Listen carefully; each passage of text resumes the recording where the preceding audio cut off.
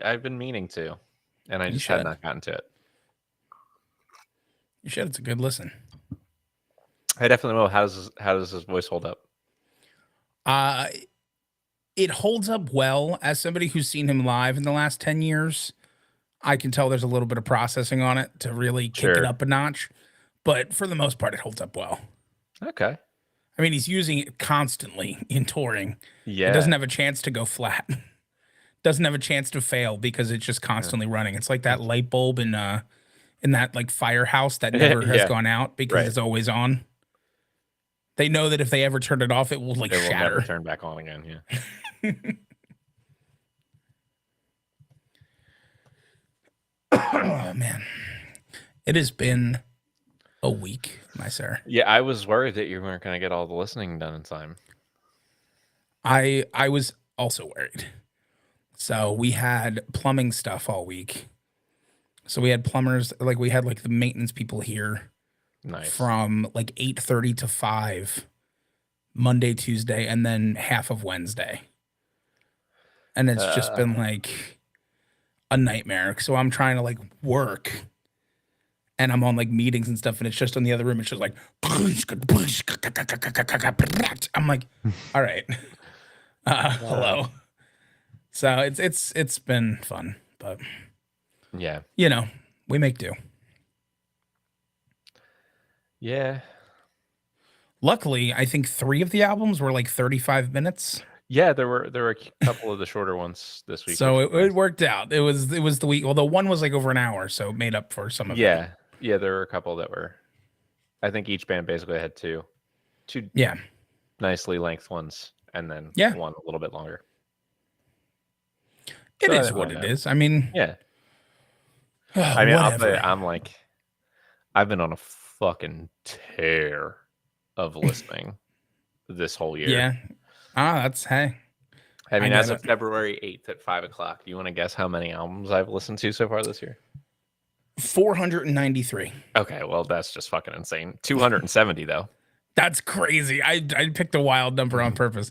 270 is crazy. And I've picked like a lot of long ones, like some Of course. live Fish albums, live Allman Brothers albums, some like just live concert records that are like I've been doing some long, like Chicago Transit Authority in Chicago too. Like I've been picking some hour plus records, a lot of them. But I get it. I get it. I'm Now, just here's a question for you. A really quick hypothetical before we get sure. rolling on the episode. If you had the choice, would you rather be able to experience the entire discography of the Beatles again for the first time, or when you listen to any album for the first time, time doesn't pass for you? Oh, interesting. Hmm. So it's two very different things. Yeah, that's interesting. I might take the second one. And the main reason for that being just all the time I would save days, weeks, a year Yeah, worth of for time. sure. And also like I actually today I re-listened to Please Please Me with the Beatles and Hard Day's Night because I'm just gonna redo the Beatles discography. Yeah, And I still fucking love them. of course, dude. Like I I get still it. get so much enjoyment out of them that as cool as it would be to experience it for the first time, it's not like they went stale for me and I'm just like, Right. oh man, if only. I get that. I understand. I think it's so funny that I just did that whole like deep dive into Billy Joel's discography, and then he like surprise releases a new Yeah, what single are the odds? for the first time in a In a billion long years. time. I Was know. 93 The River of Dreams? I think so. Yeah, Yeah. 93. It's he must have known. I guess He so. actually he heard that I was starting to listen What's again Pat up and to went, these days? "Oh, let me throw a song together for him." So, really nice guy. Hmm. My hat looks fake to me. I get that. It looks It's weirdly fake. not, but I I get know, it. but it's Oh very shoot. what? This isn't a bad thing. But carry Oh, on. okay. Keep saying what you're saying. I just want to look at something.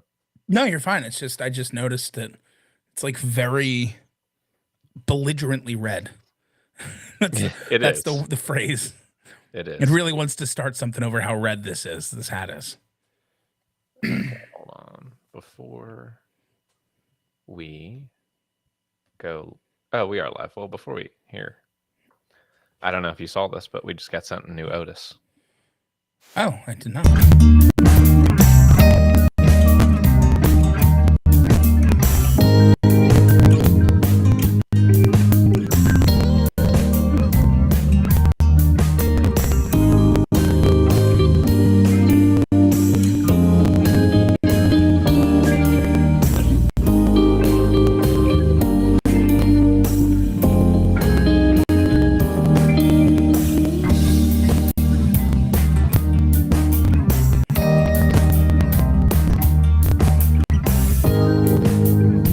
All right. It's choppy as heck for me, so I'm not gonna keep Oh, listening to it oh, on this. okay. Sorry, I didn't know that. No, you're fine. I want to listen to it when it's like I want the full scope, so I'll listen when we're done. But I'm happy that we're starting to get stuff. I was Yeah, like I've been like checking every day. I'm like I want to start getting stuff I from know. Ron, but like I know it's a lot. We gave him Yeah, a lot on Sunday or yeah. Well, on Saturday. I talked to him yesterday because I was confirming the 18th as a Yeah. possibility, and he's told me he was like working on our stuff while when he Nice. responded to me. He's the bomb. So we're expecting to hear more soon. Good. Good. And then, I mean, maybe even by the end of this month, we'll have a single out. So That would be great. We'd have to pick it and prioritize mastering it.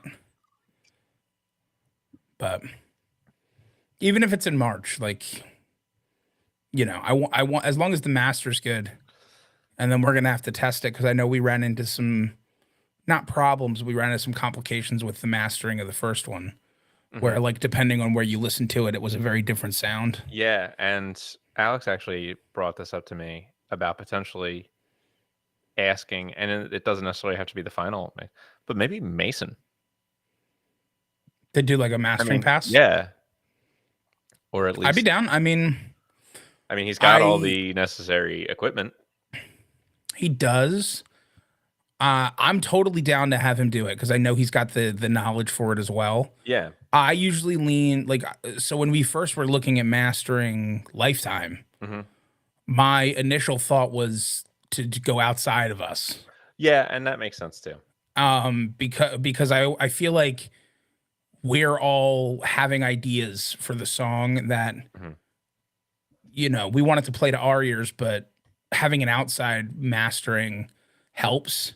Sure. I mean, It it's was just if we want to, Ron if we ended up want to just spring for it. doing it for us, which Yeah. was great. But I mean, I'm not against spending money to do it either.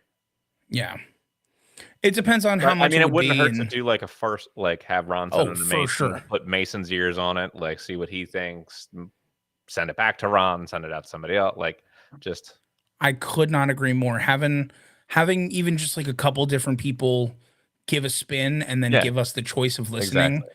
of like, hey, this is Ron's mastering for one of the songs. Like, even if we just pick whatever we're gonna release as a single and have each of them like have three different versions Yeah. and be like, hey, this is the vibe we're going for Yeah. overall. Like, I think that would be a really good idea. We just have to really figure out like who would do it and like what the price would be Sure. because they vary greatly. Yeah. I was gonna say, and that is not my area of expertise. So Yeah, I I'll mean, we defer can look at that. it. We can look at it. I mean, Alex or Mason might even know somebody who fully went to school hmm for the music tech That's certainly stuff, possible. which would be cool because we might be able to get, you know, somebody who's looking to hone a little bit, Sure. which we're looking to hone a little bit too, so it Yeah. works. Right. But yeah, I'm down for whatever, man. Yeah. As long as the music sounds And good. that's yes. Like as long as the music sounds like we want it to sound like, I don't care who does it. Yes. That's how I feel. Like I agree. I don't care if it's I mean, Ron did us right the first album, so and he's done us right so far in this album. I'm Oh, sure yeah. Mason will come. Like if Mason takes a pass at it, we'll rock it out as well. Mhm. And then if we get a third party, it'll just be interesting to hear what they accentuate You know, somebody who Yeah, doesn't necessarily know the message of the song, right? Or sure. like hasn't heard the song a bunch before Hmm. can listen to it and like choose what to accentuate in the master. Sure. But I'm down for any of it. I agree. All right. We should probably get started then. I refuse. I think I'm done All for right. the night. Fuck it then. Fuck it, we'll do it live. All right. All right. Literally, we are in Yeah. fact live. All right, let me start. Why don't I just start the episode? I agree. Okay, ready? All right. 3, 2, 1.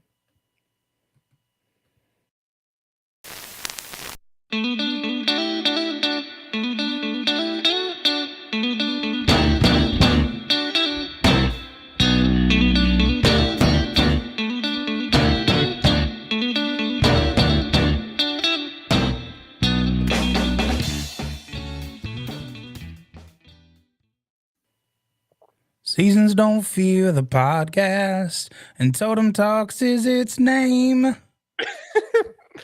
We and I say this with no reservations, could be like they are. Come on, baby. Don't fear the Reaper. What is going on, everybody? Welcome into another episode of Totem Talks, Season 7, Episode 8, where we're asking the age-old question that we always ask every episode. Always. What difference does a blue oyster make? I mean, So much really, when you difference. get down to it. Before we get into that question, as always, I'd like to thank y'all for coming and hanging out with us. We're looking forward to a fun episode, as always. This is Nick. I'm Pat. We are Totem Talks, answering our other age-old question, Right. who is the Secondary. greatest musical artist of all time? Right. And who knows? There's a chance we found that answer today. You as know, there last week I always gave it is. away. I won't say anything this week. Yeah. Last week, you really shat the bed, man, I on did. whether I or was not you just thought like, we found it. nah. But this week, maybe.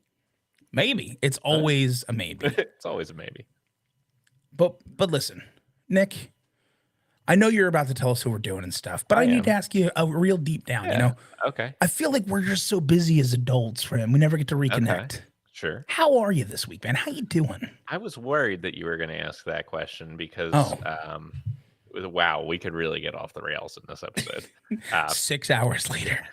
No, it's been a fine week considering it's been I have to go to work in person week when I get to work from home 3 weeks out of the month. Yeah. So I understand. it's always the worst week of my month. But hey, think of it this way. This time last year, you didn't get the 3 good weeks. It didn't get the 3 good weeks exactly. Right. So there's 2 sides to that coin. Absolutely. And you know, as far as weeks in the office go, it could definitely be way worse. And it's almost over. And it's almost over. I'm good, man. I'm good. We were talking off camera about my rough plumbing situation I've been dealing with this week, but other than the sounds of actual warfare being committed in the room next to me while I'm working as they try to repair a pipe, I've been great. I've been hanging in there. Excellent. I've been listening to some music. Oh, tons. Well, less for me just because of that whole situation. But that's okay. I did get to listen to 6 albums from 2 artists. And we covered them this week on the podcast. So it really worked out for me. Yes, indeed. All accidental, of course. And if there's anyone out here who just like hates stupid puns and didn't want to figure out who the artists we're covering are this week and what difference a blue oyster makes, well, we're going to start things out with Blue Oyster Cult. And then we're just going to go and listen to The Cult after that. So there it is. And then we'll find out. And then we'll know. Does the Blue Oyster make a difference, or are these just the same band? A great point. Although there was no oyster in Blue Oyster Cult. Spoiler alert. My disappointment. The name, I'm just going to let you know right now. So the name actually has really nothing to do with oysters at all. It's an anagram for a type of beer that they liked called Cully Stout. Cully Stout beer, Blue Oyster Cult. That is clever. Yeah. Are there oysters in the beer? I mean, considering that those are 2 things that I find pretty gross, I can only imagine that even people who like them separately would have to find them gross together. That does explain I believe that's an umlaut above the O, right? Yeah, that was just for fun. Is it, well, There's no actual reason for that. that's not even in the name of the beer. I was hoping that would be in the name of the No. beer. No, that That's was just funny. because they thought it looked cool. It I'm not does. kidding. Yeah. All right. Well, listen, without any further ado, I'll take us in and we'll talk about. No, that's the wrong one. We'll talk about Blue Oyster Cult. So, Blue Oyster Cult is an American rock band formed in Long Island in Stony Brook, New York in 1967.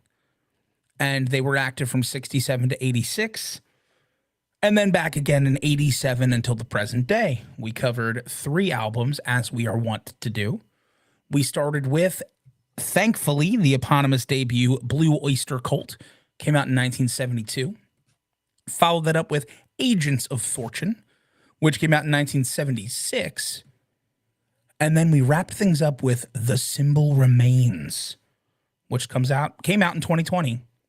And then quick announcement for them, just like we did earlier this season.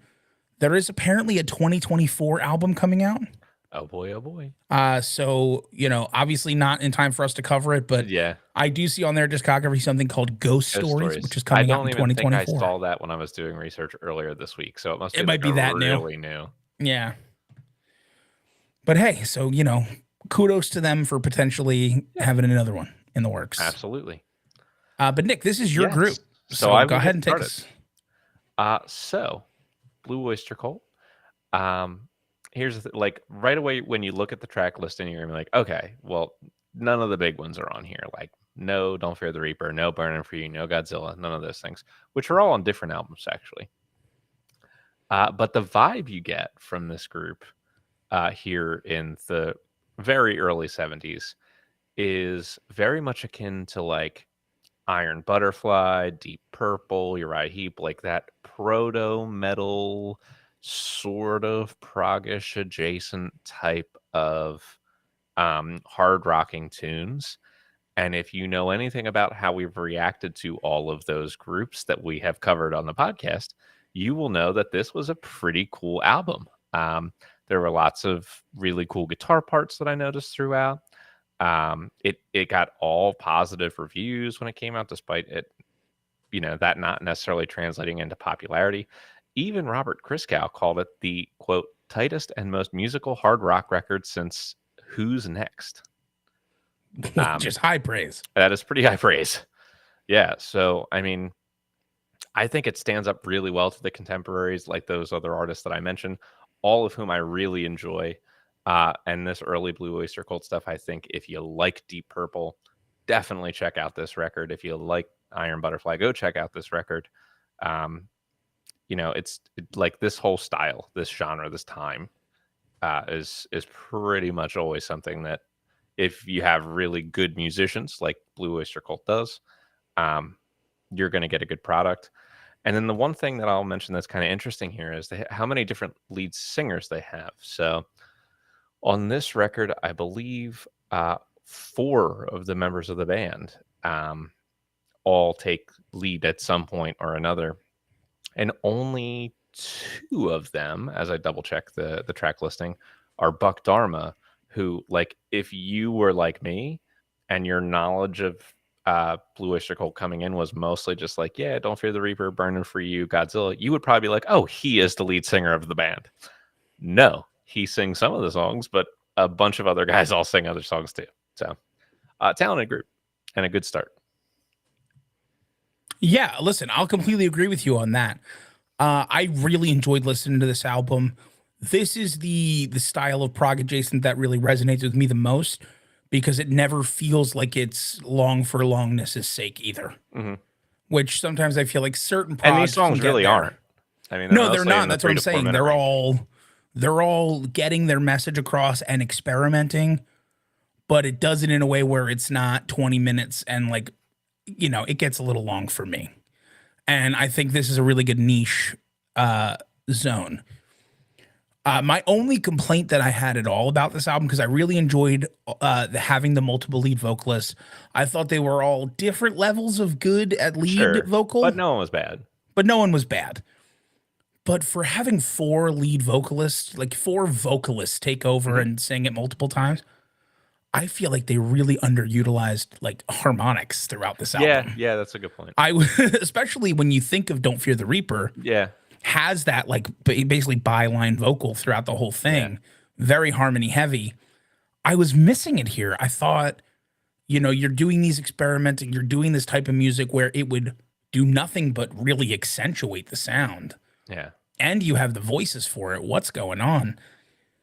It's the only real negative I had for an album that I really did enjoy listening to. And considering, I mentioned my crunch week, I really enjoyed like every aspect of this album. Sure. In a week where it would have been easy for me to feel rushed, Mhm. which is saying something. I'll take us into Agents of Fortune now, which we'll get right out of the way. This has Don't Fear the Reaper on it. Right. And the most interesting thing to me about this album is it has Don't Fear the Reaper on it, which is a very, very iconic sounding song. And no other song on this album sounds like it at all. Yeah, and it's also the only Buck Dharma lead vocal on this record, which Yeah. is crazy to me. Yeah, it's very interesting.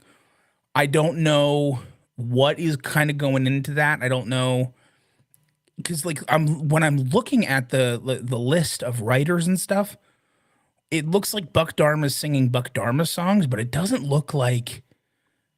I mean, I guess there's a decent enough mix of they're singing the songs they wrote, Mhm. but like Bloom is singing a song that he didn't write in the first Yeah, one. he sings a couple that he doesn't. Yeah, I mean, they Yeah, mix it up, but all it's 5 very members of interesting. the band have at least one lead vocal on this record. Yeah, they're very split up this time. And here's again the one thing I'll complain about a little bit, even a little more, just because this is the album with Don't Fear the Reaper on it. Still underutilizing the harmonies, Sure. which I just find so interesting because it's not like a group that can't do it. It's a group that does it on a song on this album.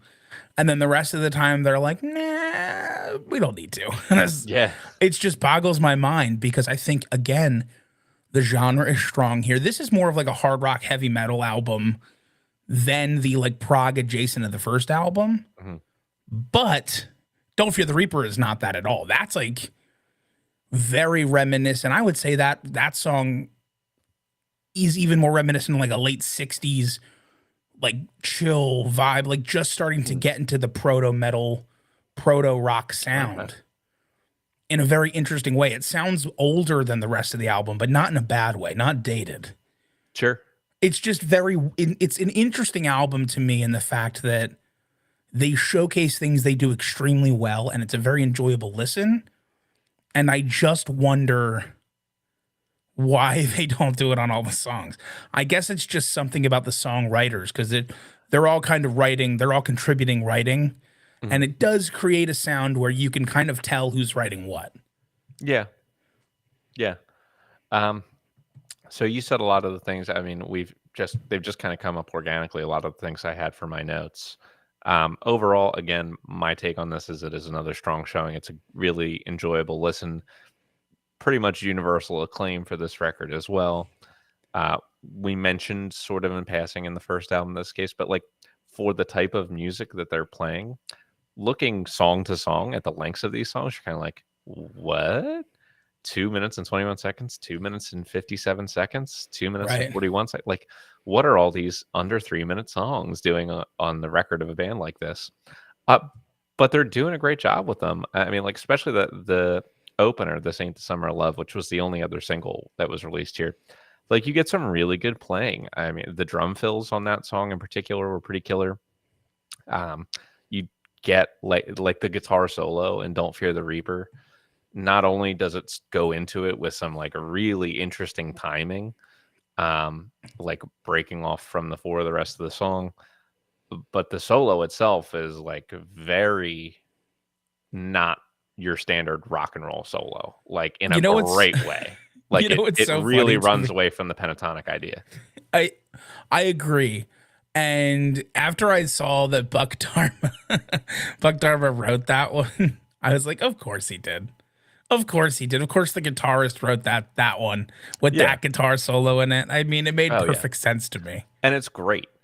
Um, I mean, I have no real negatives. I mean, you brought up the fact that they definitely underutilize harmony, which I agree with.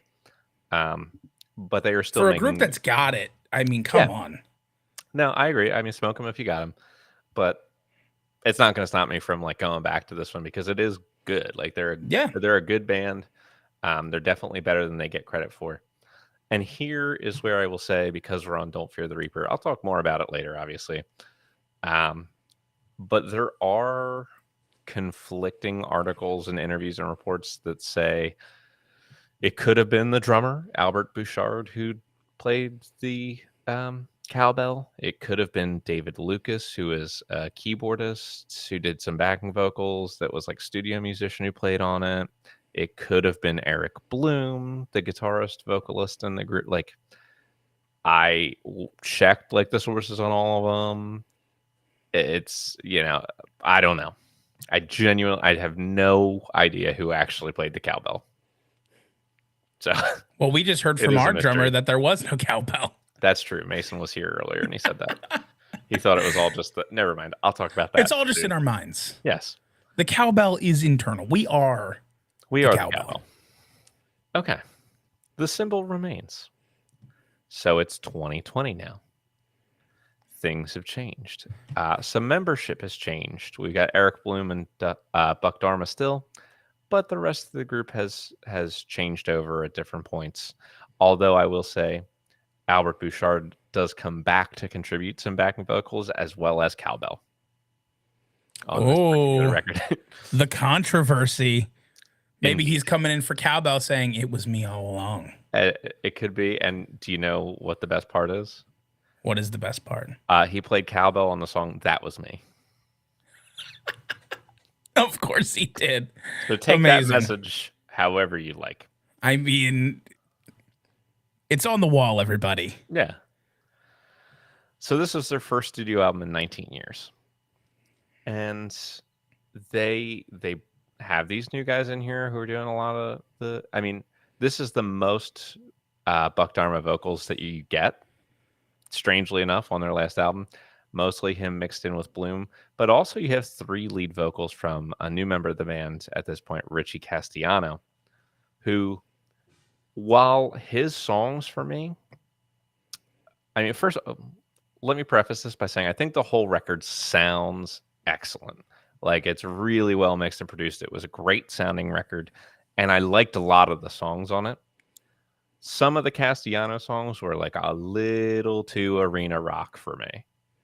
Like, they were just like a little too kitschy, I guess, Sure. for my taste. But the dude's got some pipes. He was a really strong singer. So he definitely brought that to the table. While the other two didn't age poorly, like they could still sing their songs, it was nice to hear that, they brought somebody in who could really kick it still. Yeah. And, there was they attempted a lot of topical lyrical content on this, and we have heard bands do much worse. So I will give them credit for that. I mean, I'm putting a lot of qualifiers here.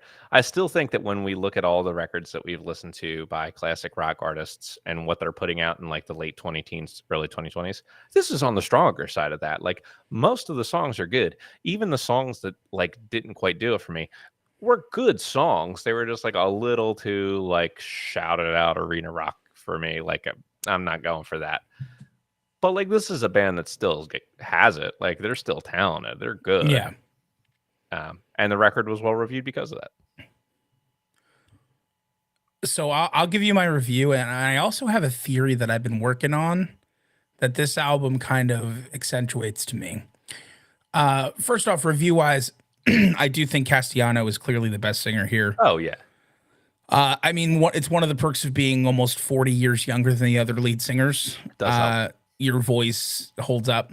Unless they were only 40 and you were just a newborn baby.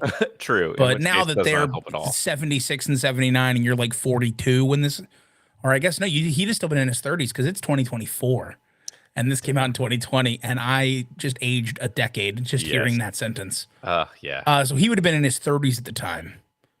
And you could tell. I mean, he's still in the prime of his voice. I do agree with you that there was a little bit of arena rock flavoring to this at times. I don't mind it as much as you do. Yeah. So I didn't dislike it. I thought this album for the most part was still pretty strong and it showed more of a willingness to continue experimenting than a lot of other groups do in this period of their creative life.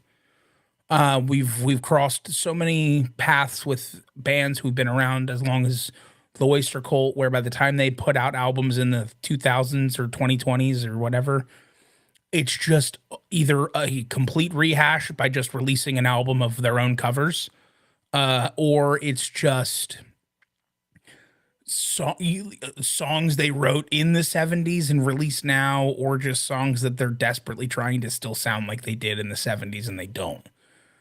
I don't get that vibe here. I get that they're still trying to do something different. They're still, utilizing different things. They still clearly have the talent. Yeah. Some of the lyrics do get a little interesting, but so the more I've been thinking about it, They're not the worst. they're not the worst. They're definitely not. But I think there's something to be said about the length of time removing personal context. So I think that maybe the quality of the lyric isn't necessarily that much worse, so much as like when you're writing songs in the 70s to us who were born in the 90s, we have no personal context for that time period other than the history books, whereas we have an acute personal context for the 2020s. Yeah. And I think Yeah. maybe part of that just like removes the luster of the music from us and That could kind be of it. means the lyrics have to be excellent to be good. And if they're good, they're bad, is kind of what it feels like. Yeah, I am open to that idea. The more artists we've covered in this era, who specifically this started in the 60s or 70s and continued into the 2010s or 2020s, and we felt that difference almost every single time, I've been thinking about why we would feel that. Yeah. And that's like the only thing that keeps coming back is like, It makes we sense. have so much personal context with this time period that when people sing about it, we relate it so hard to our lives. Mhm. Yeah, I don't know. that could definitely be it. I My also thesis think will be out one day. Yeah, I also think what has happened sometimes is, and this could be totally wrong, so who knows. Sometimes like more general social critiques of the 60s and 70s that are not specific enough to be like nuanced trolled Yeah, age better, whereas when you get into the real nitty-gritty and specifics, like the more specific you get, the more open to criticism you make yourself, because it's just like, sure. all right, like let's try to paint with a little bit broader strokes here for your lyrics. Let's leave a little bit of interpretation and understanding up to the listener, versus like really just like spelling it out becomes not as good. Like it doesn't feel as poetic. There's definitely a part to that as well. I agree. But I do think without the personal context, some of those more spelt out things may not feel spelt out to us because we're very Certainly easily possible. able to relate them. Certainly Something possible. like that. I mean, it's probably somewhere in the middle or a completely unrelated reason, and we're both just super wrong. Yeah, I mean, it could just be a confluence of factors, as Yeah. almost everything is. When you put it like that, why don't you give us I some would love Blue to. Oyster Gold facts? Okay, so here's the unique thing. Like I was trying really hard not to say it earlier. I mean, I don't know how many other bands we've covered that have had essentially the most iconic SNL skit of all time written about them. Yeah, If it's not the most iconic, it's like top 3. I would agree. I very rarely do you get a band that's like, oh yeah, we made a whole skit about the cowbell in this song. I mean, Yeah, I mean, and then we know all about the controversy surrounding that.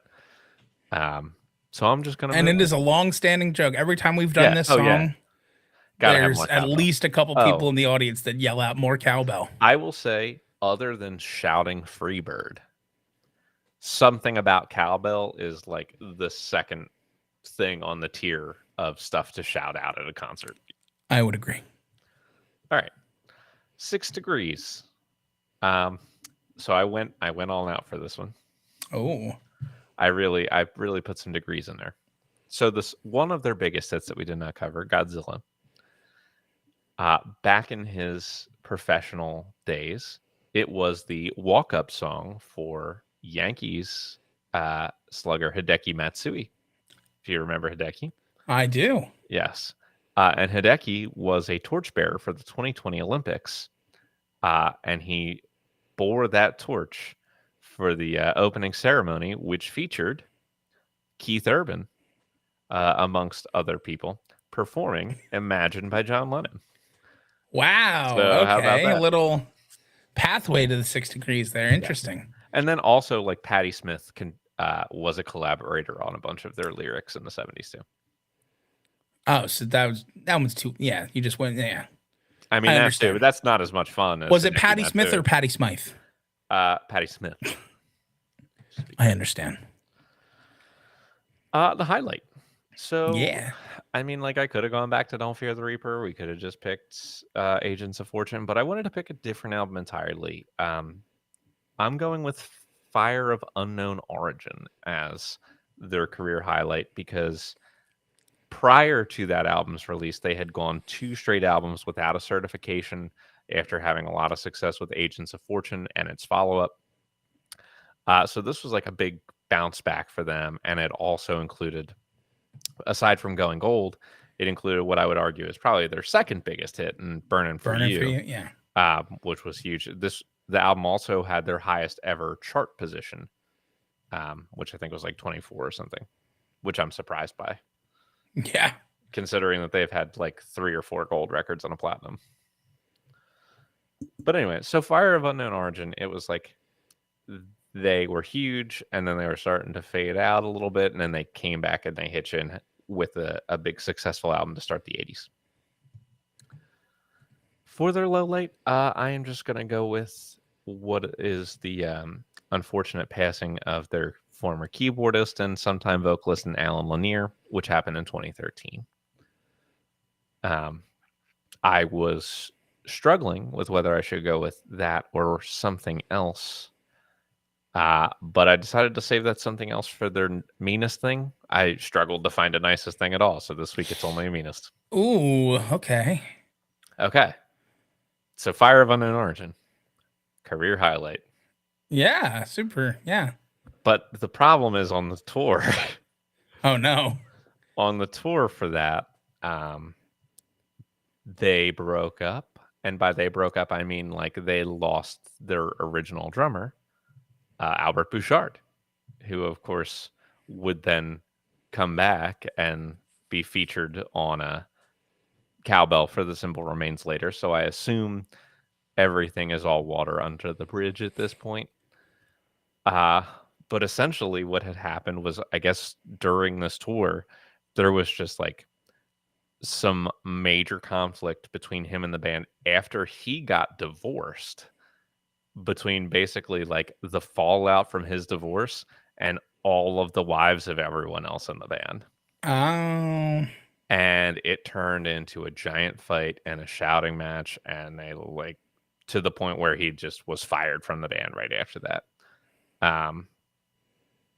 So that ended up really sucking. It was mean for everyone involved to not be able to work it out, I guess.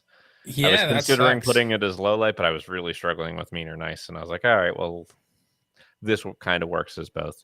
But the band had to hire a new drummer after that, and that was pretty much the end of him being in the band, despite the fact that his brother Joe was still in the band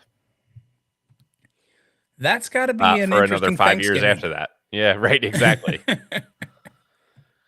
So, All right, I think that's all I got.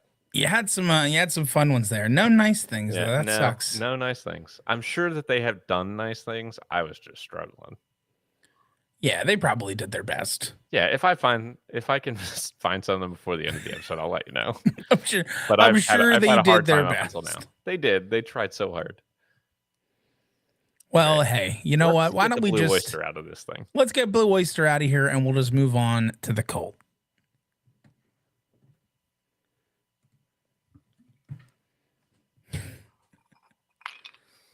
Whew.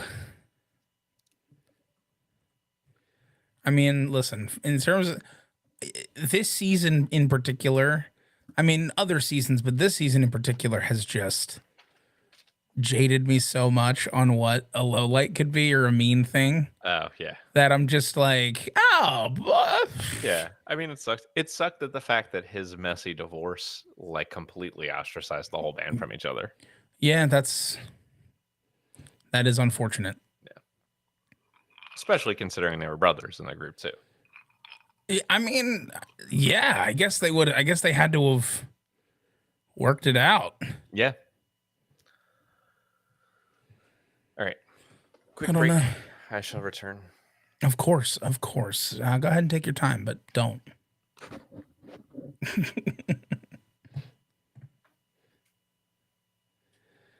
I can't believe that's funny. The fact that Buck Dharma he sang so infrequently, and yet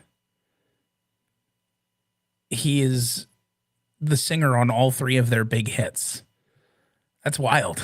That's super interesting to me. He's the writer and singer. I mean, he clearly was doing the heavy lifting for the ones that really made it there. But what do I know?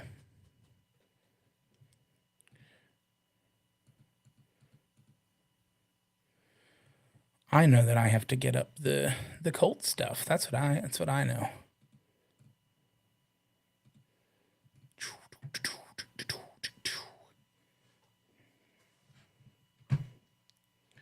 See anybody trying to chat today? Nope, we are alone. But that's okay.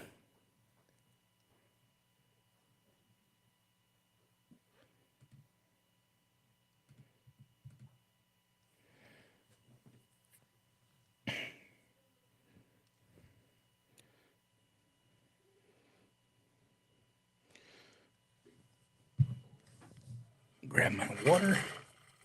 Not a sponsor.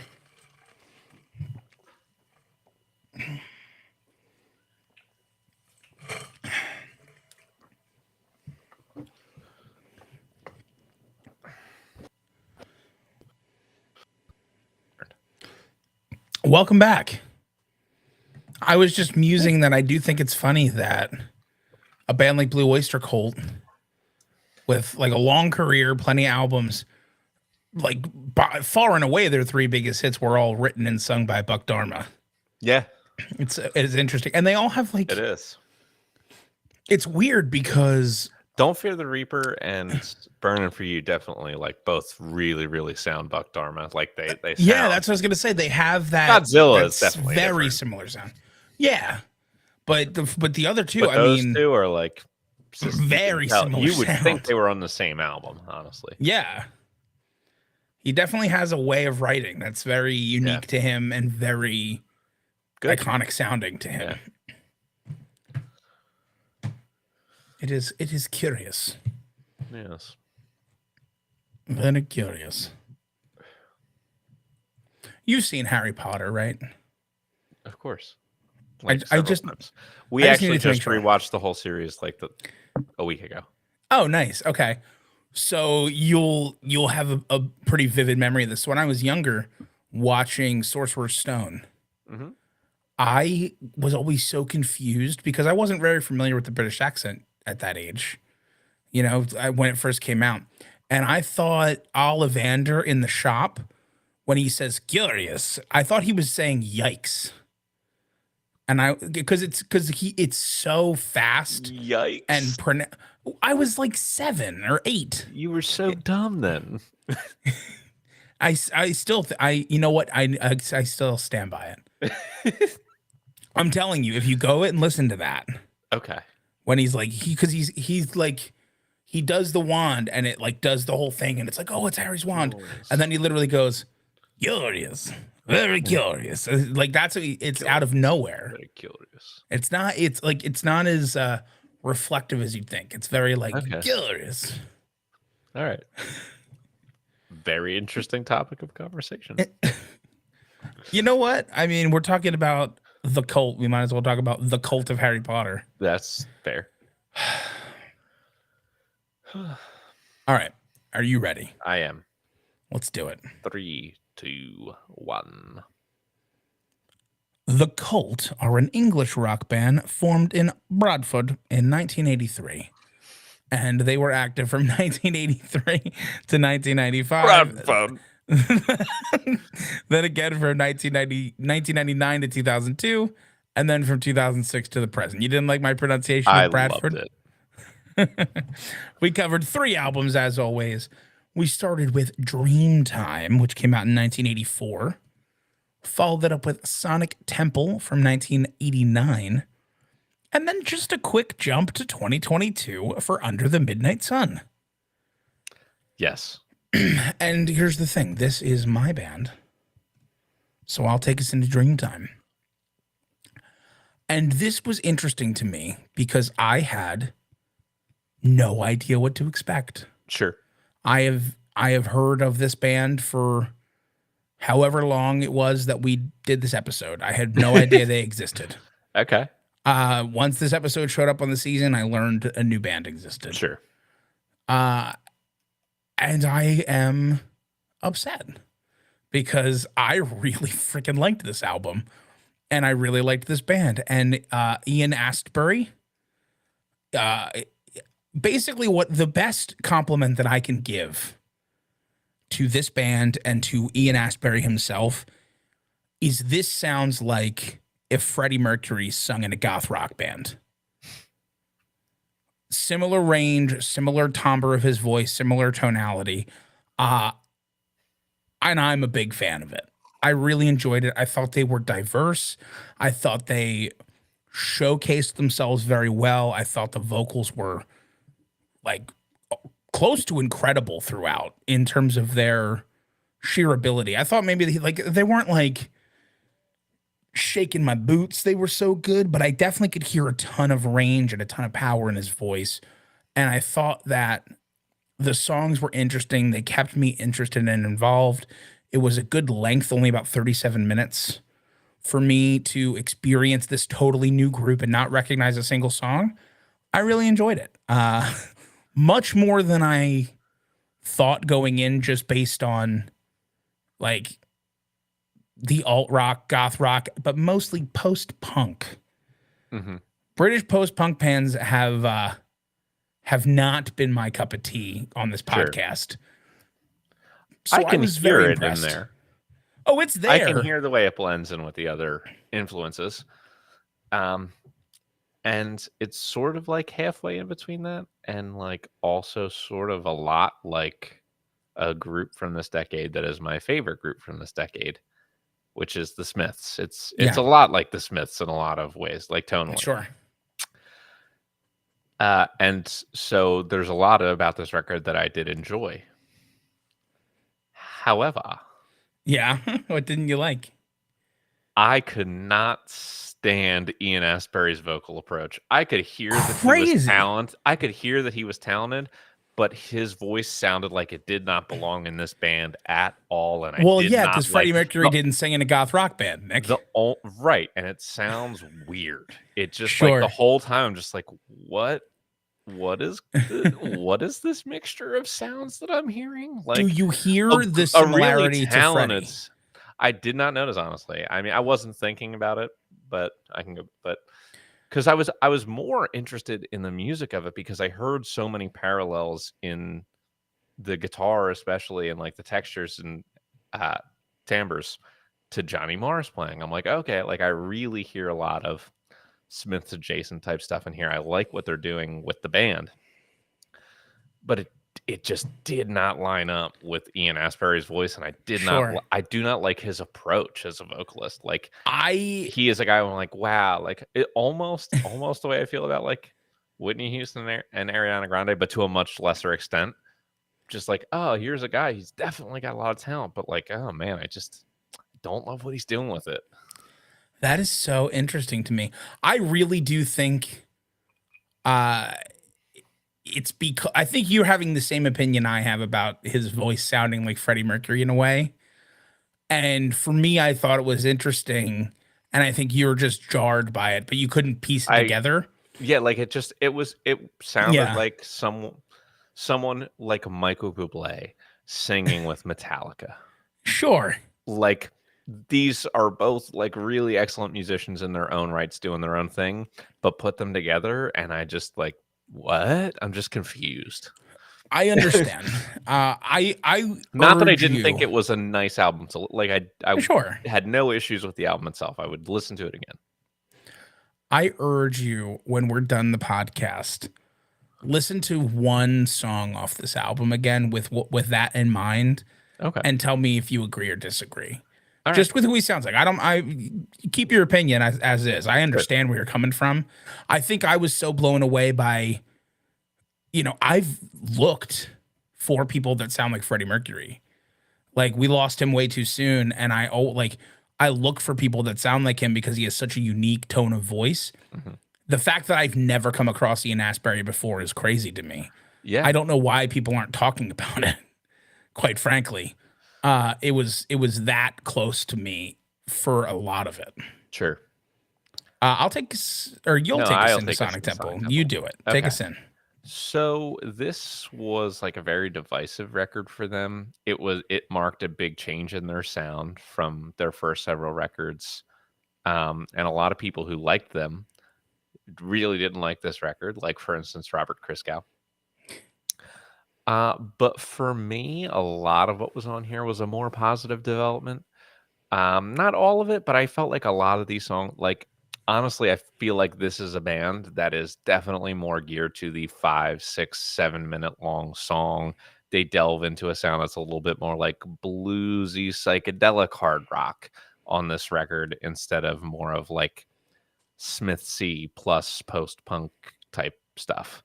Um, and the whole time I'm listening to this record, I'm still like, yeah, like sometimes Ian Astbury, he's just nailing it. And other times I'm like, his voice is the one thing that has taken me out of this song. That's so crazy to me. And it like it's like just a timbre thing. Like I don't question that he's very good at what he does. It just I don't know. I can't hear him singing these songs. It doesn't work for me. And a lot of the stuff that they did was made it drifted aside from the bluesy psychedelic hard rock stuff, which I think was really good. It definitely some of it drifted a little bit more hair metally, which was definitely my lesser favorite songs on the record. The ones I Yeah, there's a little bit of would not glam really metal enjoy. in here. Yeah, there's a little bit of that which I didn't like, but there's a little bit of that like taking like some Led Zeppelin sound and incorporating that, which I did like. Yeah. So like overall, again, I think I have more positives than negatives to say about it. I felt a little less conflicted, but still incredibly conflicted about the vocals. Sure. I I guess, man. I get it. I guess I hear what you're saying. I I liked this album even a little bit more because As did I, for yeah, for the yeah, record, yeah. to be clear. For me, like this record did showcase them kind of finding a more comfortable sound. So I did kind of get where you were coming from with the first album. It almost felt to me like, trying on your dad's clothes when you're a kid. Like it didn't fit every time. And I think in this album, it's like they got a good pair of clothes that fit them. They're comfortable in this like hard rock, almost arena rock register, which is definitely a better play. I'll say arena rock is probably a better place for somebody who sounds a bit For like his Freddie voice, Mercury to be yeah, I playing in, mean, definitely. because he definitely nails that. And I didn't hear the same dissonance that you heard in the vocal performance. It just Yeah, didn't and I stick just out to mean me to that level. only in terms of the way it blended with certain songs, not all of them, because there were Sure. times I'm like, oh wait, and then other I get times, it. I understand. I mean, I do think that I kind of like that niche sometimes of somebody whose voice like somebody who has a voice that is not genre specific. okay, sure, That kind of appeals to me in a way because I strive to be that when I yeah, sing. I mean, right, I Uh, totally agree with you. yeah, so I do like to hear other artists do that. And I think he pulls it off well. I do. I mean, I understand where you're coming from with it being jarring sometimes to hear the comparison to Bublé singing Metallica is now something I yearn for. Now that you've mentioned it, Well, bring it I up to want him I next time will you see him. call Michael Bublé and say, "Hey, can you cover Enter Sandman for me? Yeah, I want it so badly." But I do get where you're coming from. For me, it's not a negative though. Like we agree but disagree on the result, and that's sure. okay. So I'll take us into Under the Midnight Sun,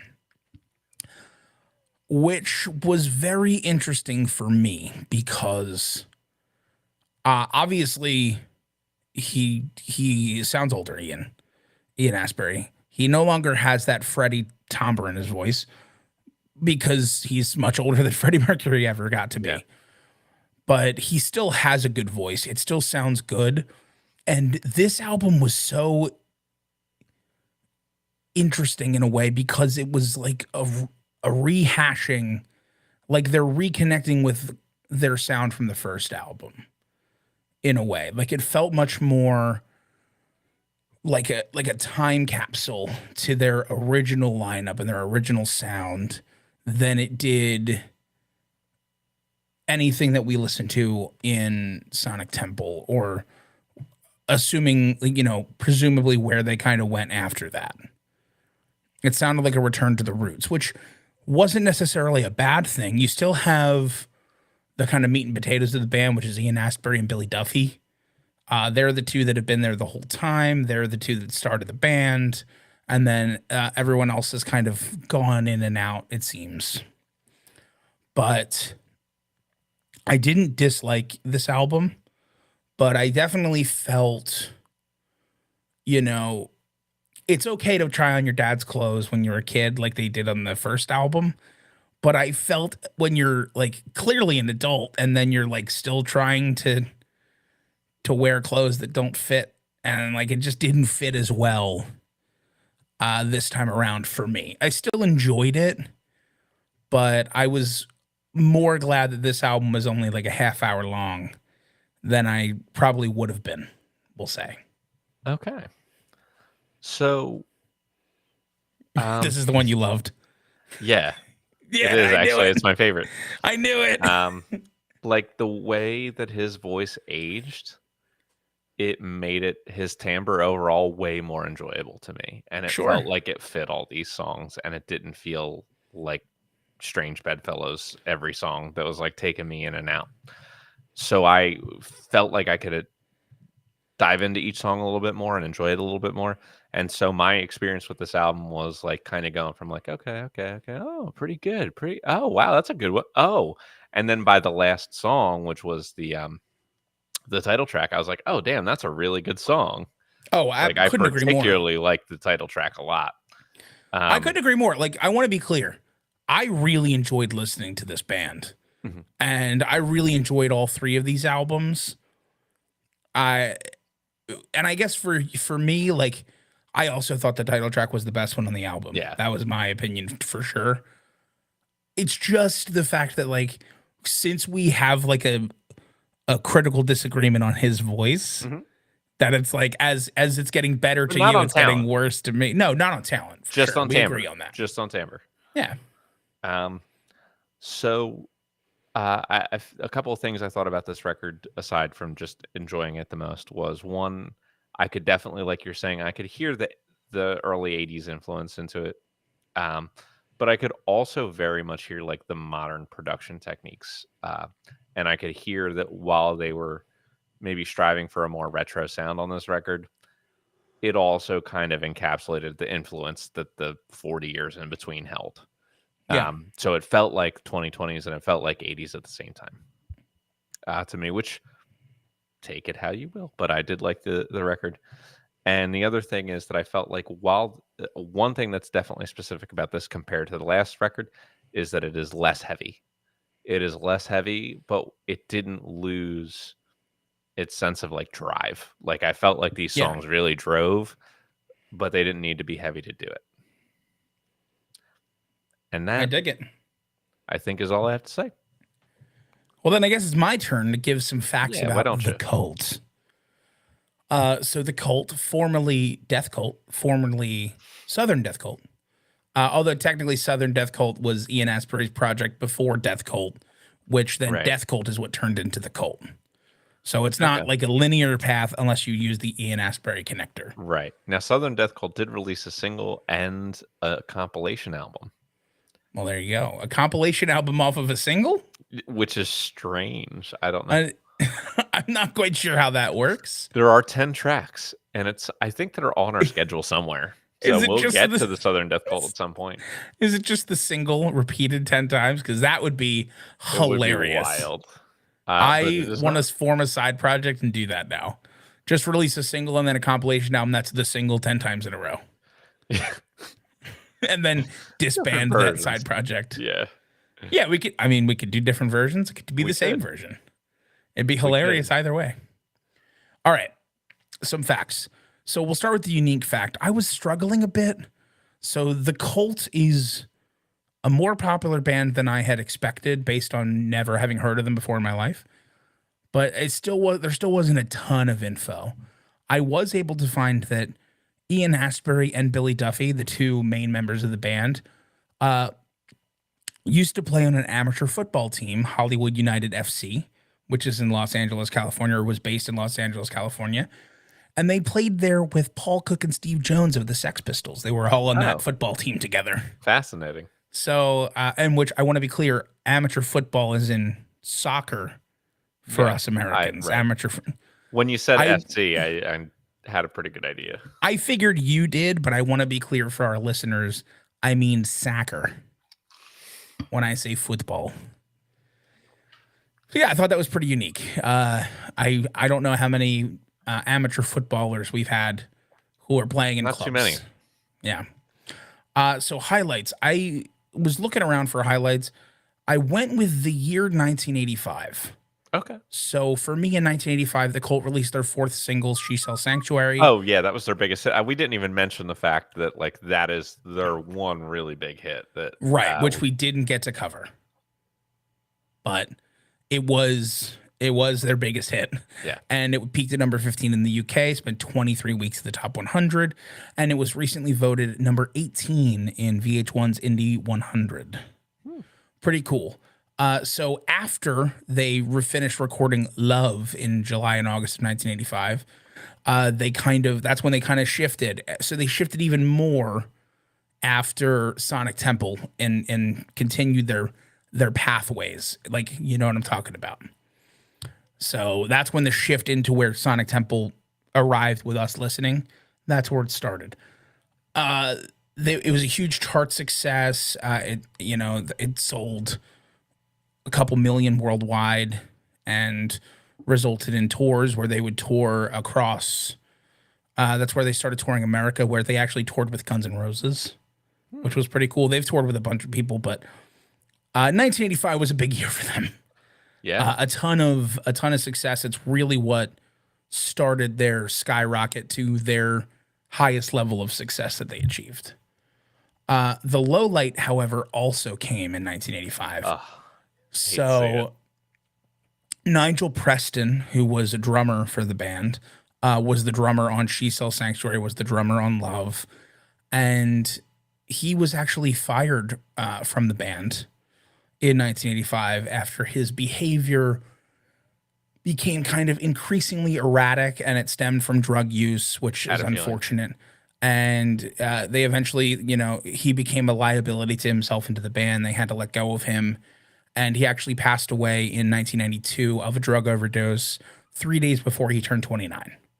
Yikes. So that's the low light for the band, was the whole Nigel Preston situation and then his untimely passing. Yeah. So meanest and nicest, I was able to find Ian Astbury nice stuff.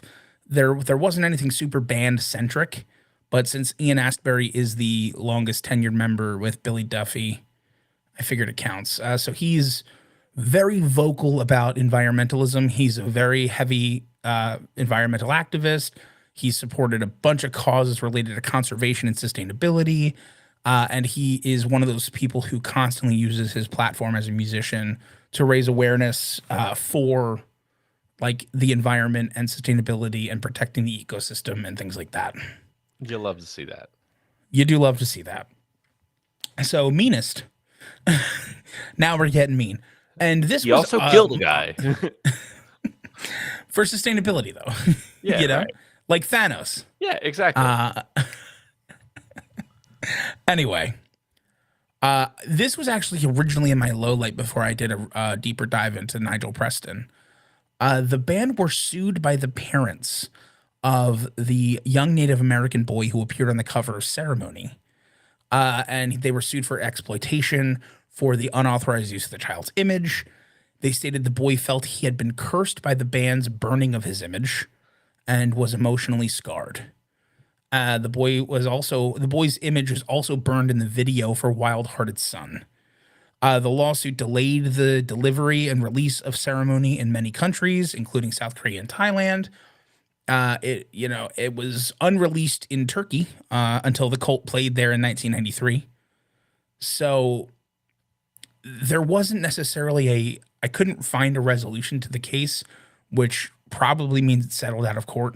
Yeah. But definitely a little bit of a mean thing to have this young child feel like he was cursed by the burning of his image on the cover of their record. It is what it is. As we've learned this season, sometimes records and the covers of records aren't the band's purview. Yeah, right. So I don't know in particular if that was the case here. There's less information on this album cover than certain other ones we've covered this season, but still not a great look. Then we'll go into our 6 degrees to wrap it up. Prior to the release of their most recent album, Under the Midnight Sun, the band went on a 6-date UK tour where they co-headlined with a band called Creeper and also with Alice Cooper, who we covered on the podcast. Hey, there it is. And that is our 6 degrees, and that's all the information I have on the cult. Excellent. So it's time for grades. Let's talk cultural impact. So Blue Oyster Cult, I will give their spiel here, which is essentially 3 huge singles, I would say. Solid success over the course of several records. And then really like influence. I would say this is definitely one of these groups that is low key, very influential on a lot of groups that got way bigger. So, for instance, groups that have cited them as an influence include Iron Maiden, Metallica, Alice in Chains, Twisted Sister, Rat, 6 Degrees, Steel Panther. I'm not going to say all, like Opeth, who's huge in metal right now. Did we not cover Alice in Chains? We did. Okay, you're right. You mentioned the 6 Degrees for Rat, and I was like, wait, we covered Alice in Chains. We did. Him. The Minutemen, Widespread Panic, Queens of the Stone Age, 6 Degrees, Humphreys McGee, and also The Cult. Well, I mean, when you say that, all wraps up. I mean, obviously, like the Don't Fear the Reaper points, I don't know if that's like a bonus thing, but the fact that the SNL skits, all that puts them so much in the public eye. Fair enough. I mean, they've been used in a lot of media outside, like the movie Halloween, the adaptation of Stephen King's The Stand, The Frighteners, Gone Girl, Orange is the New Black.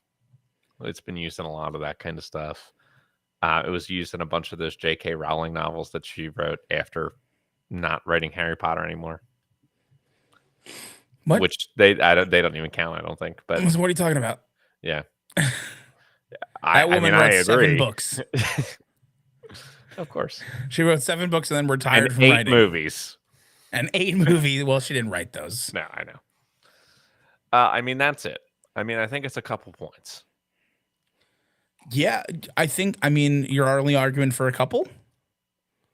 I mean, I don't think it's huge because they Huh. themselves had 3 hits, but they were really, really influential in a lot of groups. So I do think, like, I wouldn't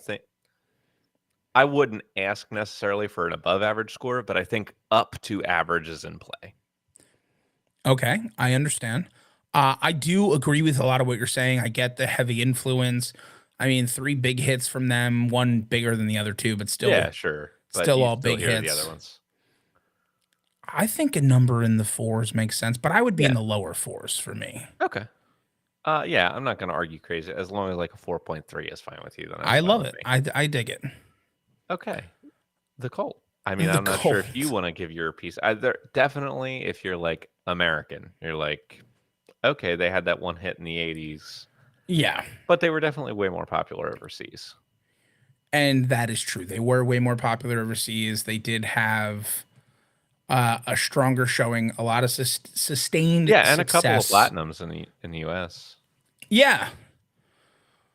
I do think we're looking at a couple of platinum albums, sustained success overseas, the one big hit in America, which, the one big hit worldwide Yeah, that sure, really put them on exactly. the map. Like I had mentioned, like they toured with a lot of big acts. I mentioned in particular Guns N' Roses, but they were touring with more than just Guns N' Roses. Sure. I'm leaning, my number that I had in my head was a 1.9. Really? Okay, I was willing to go high. I was willing to think just again like they're another group, and I know you. Well, I guess says something you hadn't heard of them, but I have always known that they existed and like Yeah, but sort of you're known the weird. song "She Sells Sanctuary." Like it was definitely like they were a band, and I'm like, oh yeah, they're a thing, and they were pretty popular at a time, even if it was like a short run in the U.S. and like more in England. I was thinking that you were going to go for a number closer, like still below Blue Oyster Cult, but like closer to like the threes, I mean, which I wouldn't have even I argued you with.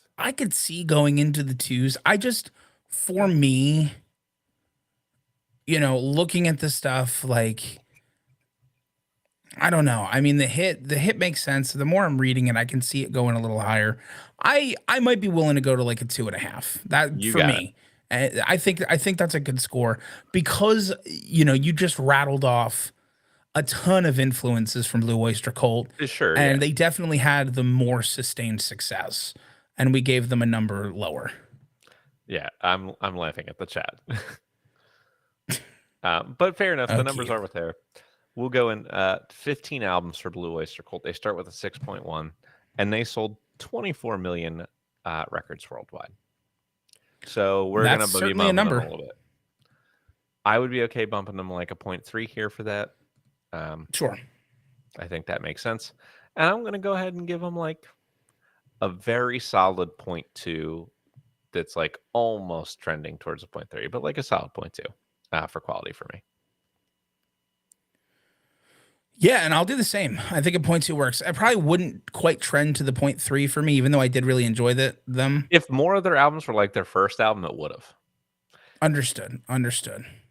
I'm with you. I get it. Yeah. I think a solid 0.2 for me as well. Yeah. The Cult, 5.8 because of their 11 albums. Yeah. They have definitely enough where I don't think it's Blue Oyster Cult numbers, but their sales definitely could be a little bit of a bump for them here.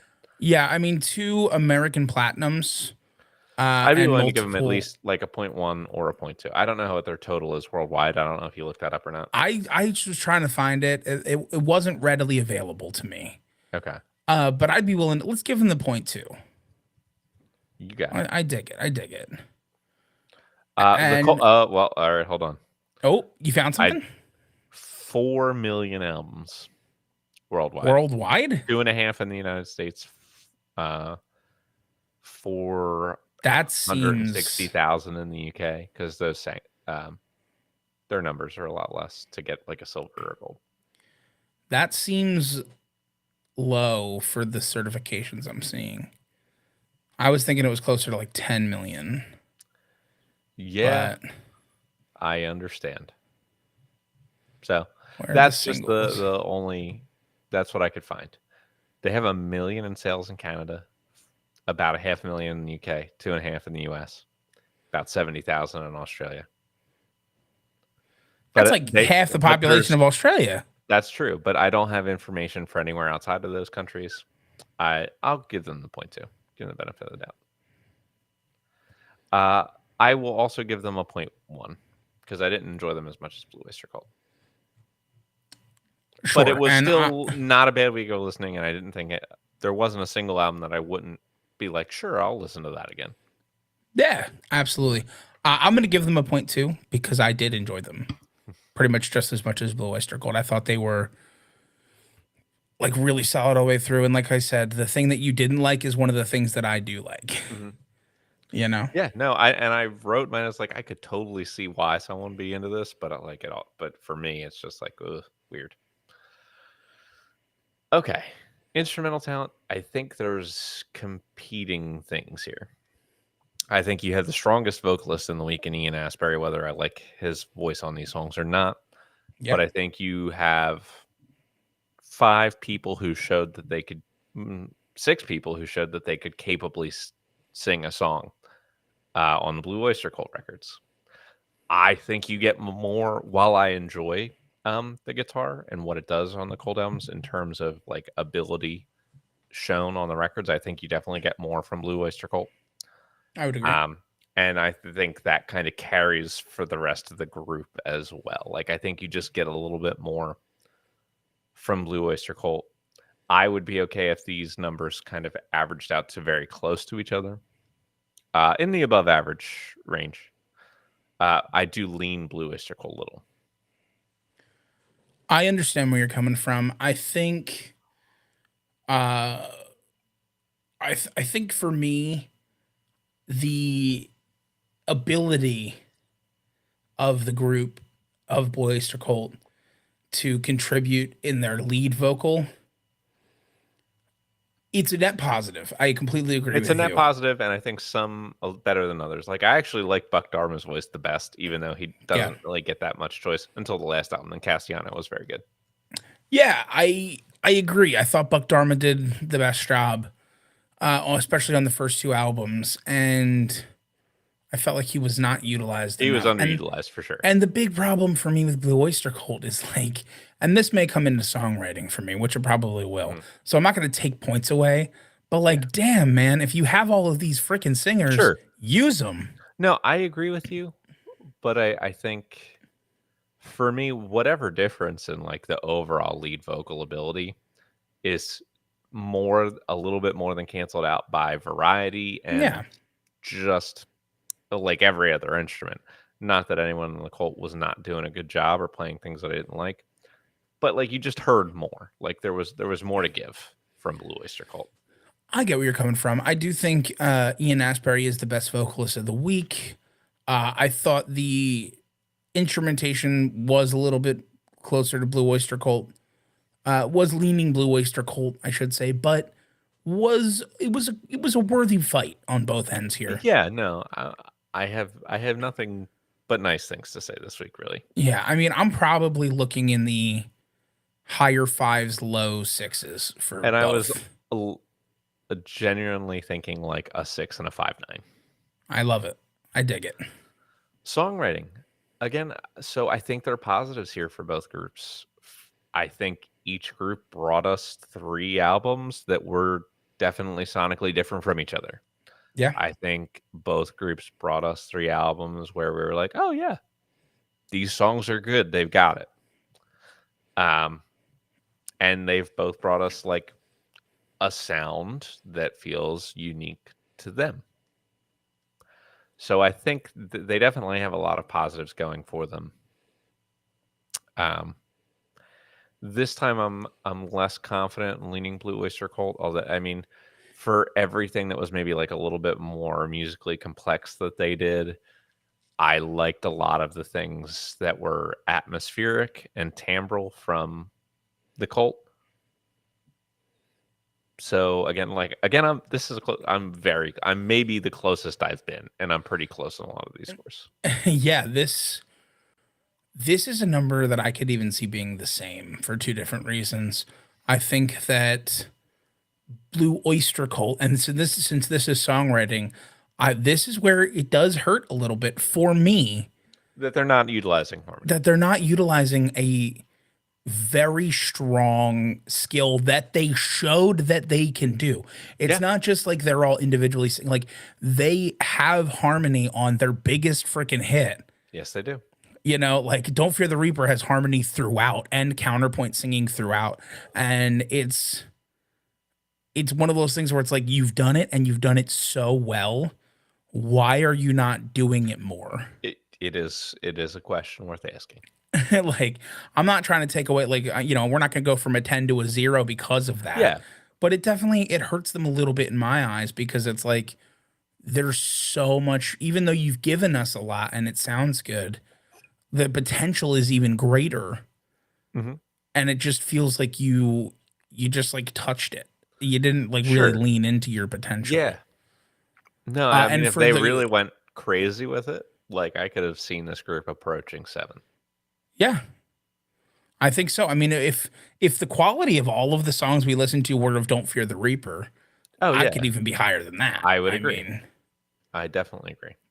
I think, But again, I think we're more close to 6, and I think that we're. I think they close might to that both for the just band- be at a for the Cult. 6. Yeah, I think because I think the Cult, their songwriting showcases the ability to do different, different sounds, different like insertions of multiple genres together, and really finding their groove in that like glam rock, arena rock range, but doing it in a way that never, even though I know it's not your favorite genre, yeah. it never approached even the median of that genre to me. I Like agree. it was always I above agree the with cut. that. Fully agree with it.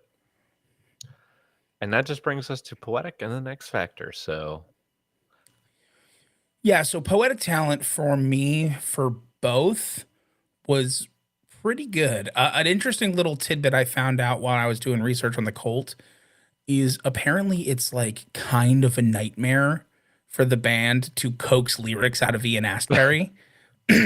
Basically, like they said they have to have the entire song written and then just like, Ian, it's time. We need words now. We have to put the song out. And That's then he will just like write the song. Like it takes him that kind of like pressure to like come out with a song. Which for That's that style of writing, I thought the lyrics were really above the cut because I feel like, when you're not really giving them much thought, although honestly, it's hard to say because there's been a couple artists that we've done throughout, like Nirvana was a good example where he basically penned all of Nevermind, like basically live in studio. Sure, yeah. Geddy Lee did that for one of the Rush albums too. It might have been the first one. Geddy Lee did that as well. I do remember that. Like, so like it's interesting sometimes when you're under the gun, the most inspiration strikes. Sure. And for them, apparently it's every song almost where Ian Astbury he just can't think of the lyrics or can't write them It's tough. Yeah. And then all of a sudden they just like basically like, the proverbial gun to the head of like, we have to do this now. And then he's like, fine. Okay. Writes the whole song and let's go. So I thought that was interesting. And then I didn't hear that same thing for Blue Oyster Cult, but Blue Oyster Cult, they're interesting to me because so many members of the band contribute to the lyrics. That's true. And it's a hard thing to do. It's a bunch of different voices. Oh, trust me, I know. It's the hardest part of writing music. I couldn't agree more, and it's the only part I can do. Well, that's not true, but it's the only part that I can write something down instead of just being like, Nick, I have this thing. It's and then you have to interpret what that means. Sure. But I think both of these groups do a decent job of. It always feels fresh. It doesn't feel like overcooked. And I think for the Cult in particular, I find that a strong achievement on the second album based on the genre, which is just Okay, yeah. so easy to Yeah. just overcook and over Yeah. schmaltz and cheese. And Absolutely. considering they were releasing in the 80s. I mean, the fact that we're not sitting here like gargling cottage cheese over these lyrics in the 80s. Gargling cottage cheese? Is that what you do when something is bad? I've Well, never heard of that. I just meant cheesy, like it's Oh, cheesiness. okay. Fair enough. I just picked a cheese we could gargle. It seems like Okay. the Yeah, most I mean, gargleable cheese. that I could not agree more. It is Yeah, I definitely the mean, most gargleable. we should come up with a tier list of the most Honestly, gargleable cheeses. yeah, the Totem Talks gargleable cheese rankings. We'll take every cheese. I would probably give the edge Has very died. slightly to Blue Oyster Cult, Okay. just because I think their three big hits had good lyrics. Yeah, I they think, definitely do. and I think that's just a little edge here. But I think these are close scores again. I think they're above average scores again. Yeah, I couldn't agree more. I think this is probably closer to like a 5.5 to like a 5.4. Yeah, no, and I think we can do those two scores and then move on to X Factor, which Blue Oyster Cult is getting something for Christopher Walken. Yes, they are getting And Will something Ferrell. for that. I think that is good. I don't really have any X Factor. I'll spoiler alert for the Cult. I was looking around for it. I gave my little fun factoids, but I don't think any of them really qualify as X Factor. Sure. How many points for you got to have more cowbell? I think it it's comes at down least to. a point. Really? A full point? I mean, so here's what you got to think about, right? The way you quantified it. Okay. SNL is a show that's been around for what, 50 years? 50 years, give or take. And you're saying that of all of the thousands of sketches they've done on that show, it's in the top 3 of all time. I mean, as far as individual sketches and their iconicness, And I'm not disagreeing with so. you. And so when you put it like that, a show with that pedigree, for that length of time, that's that universally known, Sure, to be in the top 3 of it, I think it's worth a point. Okay, I'll give it to him. And I mean, if you want to talk it down, no, I don't. No, I'll allow it. It's fine. Yeah, I mean, it felt like a point to me. And I'll give you a point, and I'll give you something else too, and its final scores. I'm ready. So winning this week's episode. Oh, he doesn't say the thing after anymore. No. Fair enough. Well, just missing out on getting out of their bracket with a 29.6 is Blue Oyster Cult. Okay. Very good. Okay. And with a very respectable showing,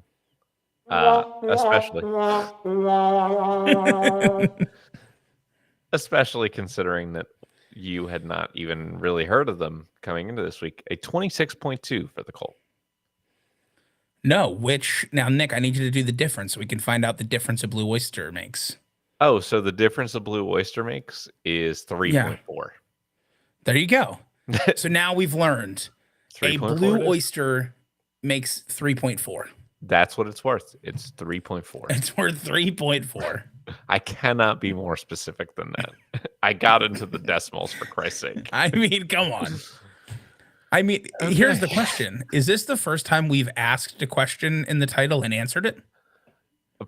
And answered it? Almost definitely. I mean, we could have asked the question before, but we definitely didn't answer it. Pretty wild stuff. It is. And speaking of Totem Talks traditions, I'm excited for next week because do you know what it is? Should I start tweeting? You absolutely should because it is our favorite tradition of every season. It's the Battle of the Birds next week. So yes, it is. 2 bird-related bands will be squaring off against each other. I can't wait. I can't wait to find out who they are and how that is going to work. And how they learn to play instruments as birds. That's true. Honestly, that's the most impressive thing to me. It is. It usually is. Awesome. Well, hey, I think this was a fun one. A good week of listening overall for sure, which has been a bit up and down this season so far. You don't say. Our overall listening, but enjoyable nonetheless. And thank you, everybody. Hopefully, your listening was enjoyable this I hope this so. hour and change of podcast, or maybe a little less than an hour. Once I edit out all the less We'll funny see. We'll bits, see. it'll be 30 seconds long. Yeah. Oh god, that's nothing. Once I edit out the parts that aren't funny, it just is the intro and the exit sounds, and then we welcome to Totem Yikes. Talks, and then it's just the Goodbye. ending chord. But hey, thanks for hanging out. Come back next week where we're gonna battle some birds. Yes, we are. But in between there, I'm gonna gargle some brie. So Yeah, let's go gargle some. Oh, brie is a good gargleable could you? cheese. I mean, if you take It the would have to be crust warm. off, yeah, you'd have Yeah, to you'd have warm to it up and once then you pour it uncrusted in. like a brie or a camembert, they're pretty Yeah, you just gargleable. crack it open. And then the real question is, where does Well, queso what about a get real involved? sharp? Because I don't queso's know. like there's salsa mixed in. That's Yeah, what creates that liquid. And we're definitely not even going anywhere near like whiz because No, gross. Not even Whiz cheese. Whiz has a place. We're from the Philadelphia area. Whiz has a place, For some, but it certainly is not to it's be not in gargled my as mouth. cheese.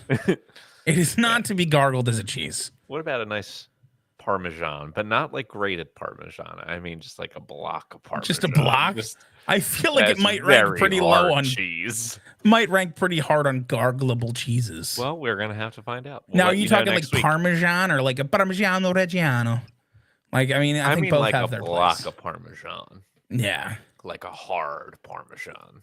sure. Like one of those big old wheels that you like. Oh yeah. Yeah. Oh yeah. I get Well, it. we're gonna gargle all the cheeses this week, and we'll get back to you next week. And Pat, in particular, will let you know how it went. I will let you know how gargling all of the cheeses went. But here's what I want you to do: take this thing that I'm about to say and repeat it to yourself 7 times until I see you again. Have a great day. I gargle cheese. And fuck Jerry Lee Lewis. Yeah, fuck that guy.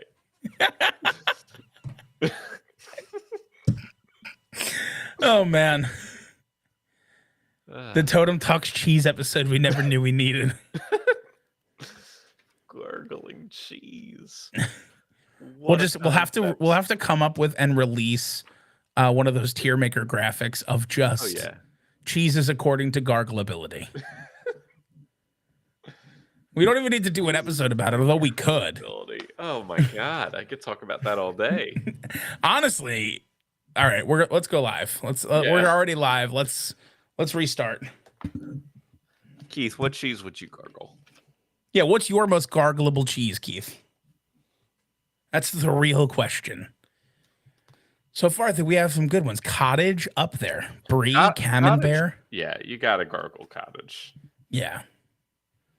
I mean, like a goat would obviously be a little bit less abrasive to gargle as well. It's true. It's true.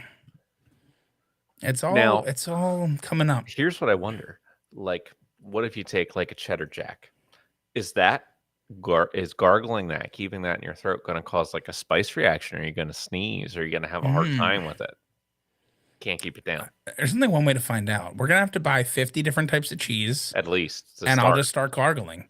Mean, as the lead singer of the band, do you think there's anything potentially wrong with me gargling like just blocks and blocks of cheese? I'm 100% behind it. I am 10 toes down for you to gargle all the cheese.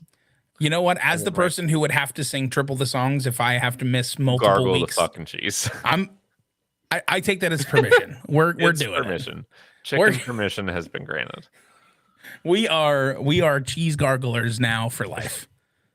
CGFL in building. We got this. Oh my god. Oh man. All right. All right. I'm gonna go. Very good. And say hello to my fiance who has come home during this recording, I'm sure. Excellent. And I will see you on Saturday.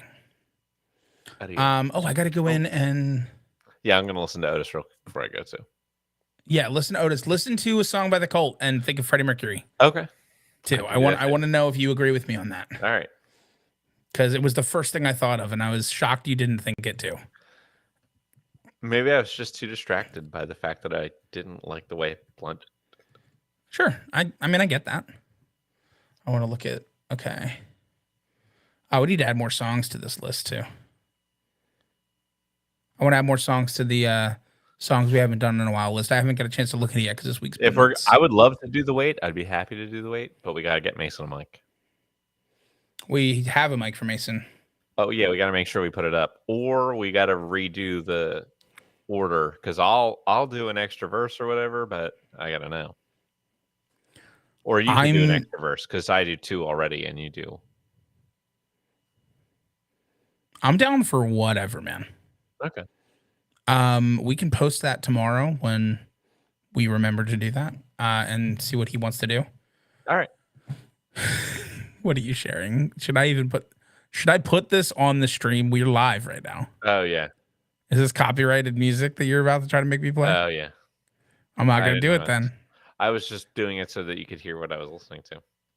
I'm sure it's wonderful, but I can't put copyrighted music on. We'll get flagged. Yeah, you're right. But what I can do, here's what I can do. I can say, goodbye, everybody.